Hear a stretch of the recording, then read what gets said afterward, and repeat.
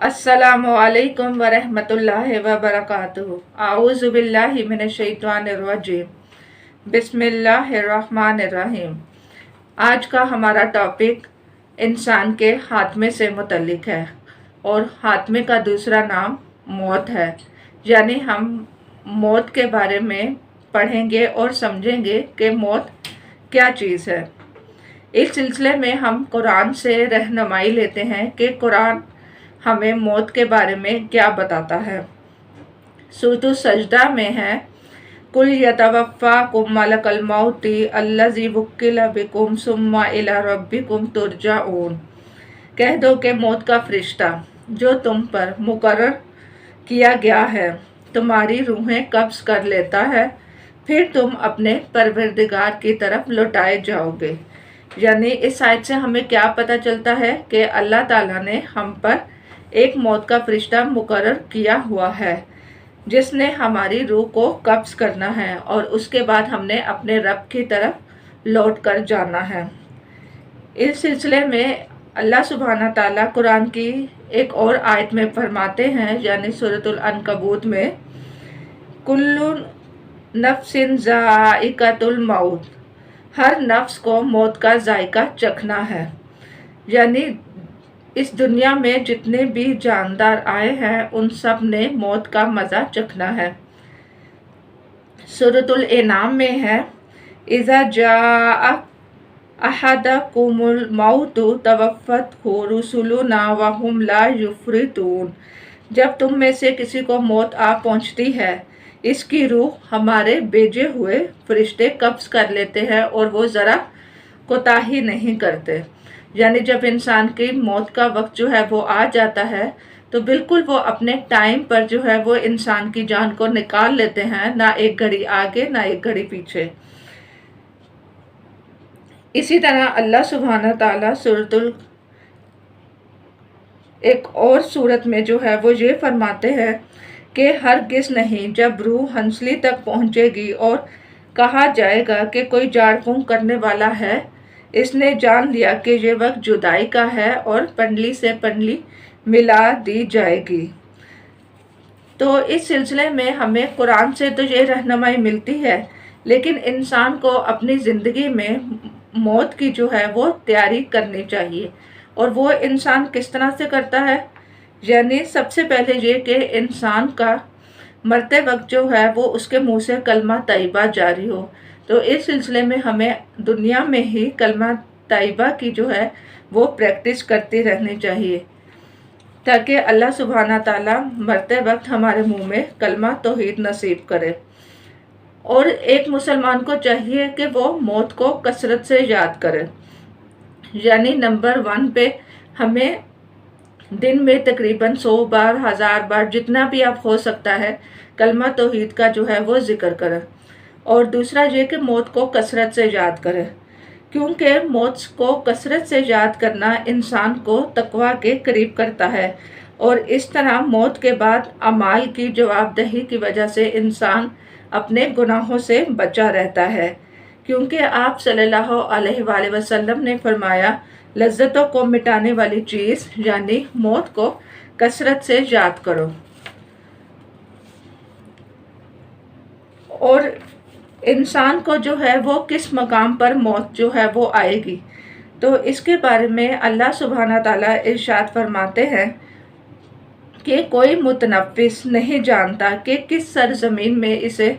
मौत आएगी, बेशक अल्लाह ही जानने वाला है, बाखबर है। जहाँ मौत आ जाएगी वहाँ से बचना महाल है, क्योंकि कुरान में अल्लाह सुब्हाना ताला एक और जगह इरशाद फरमाते हैं कि तुम जहाँ कहीं भी हो मौत तुम्हें आ पकड़ेगी, अगर चाहे तुम मजबूत कलों में ही क्यों ना हो। यानी इंसान का जो वक्त मौत का मुकर्रर है, चाहे वो अपने घर के अंदर हो या मजबूत कलों में हो, उसको मौत आकर ही रहेगी। तो हमने क्या करना है, मौत के आने से पहले इसकी तैयारी करनी है। और अगर जिस इंसान को परदेश में मौत आ जाए तो इसकी फजीलत के बारे में आप सल्लल्लाहु अलैहि वसल्लम का इरशाद है कि जब आदमी अपने पैदाइश के मकाम के सिवा दूसरे मुल्क में मरे तो इसके पैदाइश के मकाम से लेकर موت کے مقام تک اس کو جگہ دے دی جائے گی جنت میں۔ اور موت کا وقت جو ہے وہ اللہ رب العزت کے سوا کسی کو نہیں پتا، وہ جب آئے گی تو پھر ٹالے نہیں ٹالے گی، کیونکہ اللہ سبحانہ تعالیٰ نے سورۃ آل عمران میں ارشاد فرمایا ہے، بغیر اللہ تعالیٰ کے حکم کے کوئی جاندار نہیں مر سکتا، مقرر شدہ وقت لکھا ہوا ہے۔ اور ہمیں موت کے سلسلے میں اور کیا کرنا چاہیے، یعنی جیسے میں نے آپ کو بتایا کہ کلمہ طیبہ کا اپنی زندگی میں ذکر جو ہے وہ جاری رکھے، موت کو کثرت سے یاد رکھے، کیونکہ یہ ایک ایسی چیز ہے جو حقیقت پر مبنی ہے اور انسان کو اس کی تیاری اپنی زندگی میں ہی کر لینی چاہیے۔ اور اس کے لیے آپ صلی اللہ علیہ وآلہ وسلم نے ہمیں دعائیں بھی سکھائی ہیں، کیونکہ ایک مسلمان ہونے کے ناطے ہم پر یہ فرض ہے کہ ہمیں جو ہے وہ موت کے بارے میں جو ہے وہ پتہ ہو اور اس کی حقیقت پتہ ہو، تو تبھی ہم اپنے موت کے آنے سے پہلے اس کی تیاری کر سکتے ہیں۔ اس سلسلے میں ہمیں آپ صلی اللہ علیہ وسلم نے بہت ساری دعائیں سکھائی ہیں، جیسے کہ ایک دعا ہے، اللہم اعنی علی غمرات الموت و سکرات الموت، اے اللہ موت کی سختیوں اور بے ہوشیوں پر میری مدد فرما۔ اللہم انی اسألک من فضلک، کہ اے اللہ میں آپ سے آپ کے فضل کا سوال کرتا ہوں۔ اور انسان کو اس سلسلے میں اپنے آخری سفر کی جو ہے وہ تیاری بھی جو ہے وہ کرتی رہنی چاہیے، کیونکہ ایک دفعہ کا ذکر ہے کہ حضرت نوح علیہ السلام، جیسے کہ آپ جانتے ہیں کہ اللہ تعالیٰ نے ان کو کتنی زندگی دی، یعنی وہ 950 سال جو ہیں وہ زندہ رہے، اور جب موت کا فرشتہ ان کی جان نکالنے کے لیے آیا تو وہ اپنے گھر میں اس طرح سے سوئے ہوئے تھے کہ آدھا جسم ان کا اپنے گھر میں تھا اور پاؤں ان کے باہر تھے۔ تو موت کے فرشتے نے کہا کہ اللہ نے آپ کو اتنی زندگی دی ہے، آپ ایک اچھا گھر بنا لیتے، کیونکہ قیامت کے قریب ایک ایسی قوم آئے گی جن کی عمر بہت کم ہوگی، یعنی کہ ہم لوگ 50 سال 60 سال 70 سال، لیکن وہ عالی شان محل اور گھر بنائے گی۔ تو حضرت نوح علیہ السلام نے فرمایا کہ اگر اللہ تعالیٰ مجھے اتنی کم عمر دیتے تو میں تو اپنا سر سجدے سے ہی نہ اٹھاتا۔ اور ہم اپنی زندگی کن کاموں میں گزار رہے ہیں؟ کیا ہمارے سجدے لمبے ہوئے ہیں؟ کیا ہم نے اپنی نمازوں میں اہتمام جاری رکھا ہوا ہے؟ اور اسی طرح اللہ سبحانہ تعالیٰ نے جب ایک نیک انسان فوت ہو جاتا ہے تو اس کی کچھ نشانیاں بھی بتائی ہیں کہ اگر مرتے وقت جس انسان کے منہ پر کلمہ طیبہ کا ورد ہو تو وہ جنت میں داخل ہوگا۔ اس سلسلے میں آپ صلی اللہ علیہ وآلہ وسلم نے فرمایا کہ مرتے وقت جس کی زبان پر آخری الفاظ لا الہ الا اللہ ہوں گے وہ جنت میں داخل ہوں گے۔ اور تحقیق سے بھی یہ ثابت ہوا ہے کہ یہ کلمہ انسان کے زبان پر جاری رہنا سب سے آسان ہے، کیونکہ اس میں کوئی نقطہ نہیں ہے۔ اور دوسرا یہ کہ جو نیک انسان فوت ہوتا ہے اس کی پیشانی پر پسینہ آتا ہے۔ حضرت برید بن الخصیب بیان کرتے ہیں کہ وہ خراسان میں تھے کہ اپنے بیمار بھائی کی عیادت کو گئے، وہ موت و حیات کی کشمکش میں تھا، تو اس کی پیشانی پسینے سے شرابور تھی۔ تو آپ رضی اللہ تعالیٰ عنہ نے فرمایا، اللہ اکبر، میں نے رسول اکرم صلی اللہ علیہ وآلہ وسلم سے فرماتے سنا، مومن کی موت کے وقت پیشانی پر پسینہ ہوتا ہے، اسی طرح جمعے کی رات یا جمعے کے دن موت آنا، کیونکہ رسول اکرم صلی اللہ علیہ وآلہ وسلم نے فرمایا کہ جو مسلمان جمعے کے دن یا جمعے کی رات فوت ہو اللہ اسے قبر کے فتنے سے بچا لے گا۔ اور اسی طرح سے نیک انسان کے خاتمے کی ایک نشانی یہ ہے اس کی گواہی، یعنی ایک حدیث میں آتا ہے کہ جو مسلمان بھی مرے اور 4 قریبی پڑوسی اس کے حق میں بھلائی کی گواہی دیں تو اللہ تعالیٰ فرماتے ہیں کہ میں نے تمہاری بات مان لی، جو تم نہیں جانتے اسے بھی معاف کر دیا۔ اس کے بعد ہم ایک مسلمان ہیں اور ہمیں یہ پتہ ہونا چاہیے کہ جس انسان کی وفات جو ہے وہ ہو جائے تو اس کے گھر والے کیا کریں۔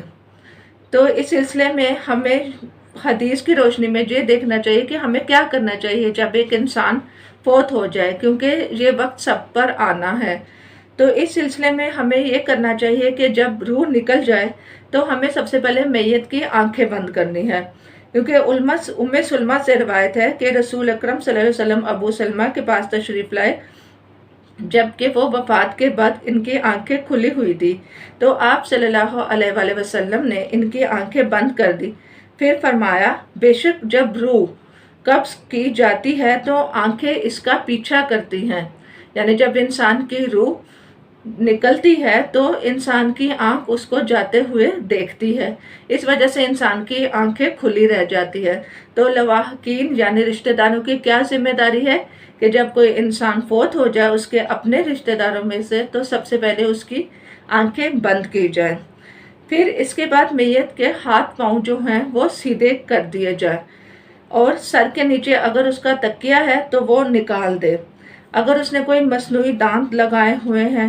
تو اس کو بھی نکال دے، یا اگر کوئی زیورات وغیرہ پہنے ہوئے ہیں تو وہ بھی اتار دے، کیونکہ جب میت کے جسم میں اکڑاؤ آ جاتا ہے تو پھر اس کو اتارنا مشکل ہو جاتا ہے، اور اگر اس کا منہ کھلا رہ گیا ہے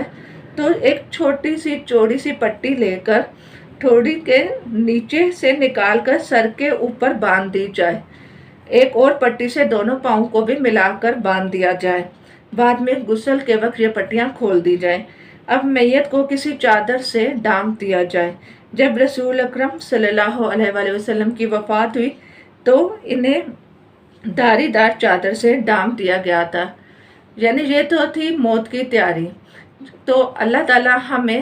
اور ہر مسلمان کو یہ توفیق عطا فرمائے کہ وہ اس وقت سے آنے سے پہلے پہلے نیک عمل جو ہے وہ اپنے جاری رکھے، اور تاکہ ہمارا بھی خاتمہ جو ہے وہ علامات حسن کی بنا پر جو ہے وہ پورا ہو، یعنی اللہ تعالیٰ ہمیں اچھی موت جو ہے وہ نصیب فرمائے اور ہمارے منہ میں کلمہ طیبہ کا ورد ہو۔ وآخر دعوانا ان الحمد للہ رب العالمین۔ السلام علیکم ورحمۃ اللہ وبرکاتہ۔ سبحانک اللہم وبحمدک، نشہد ان لا الہ الا اللہ، نستغفرک ونتوب الیک۔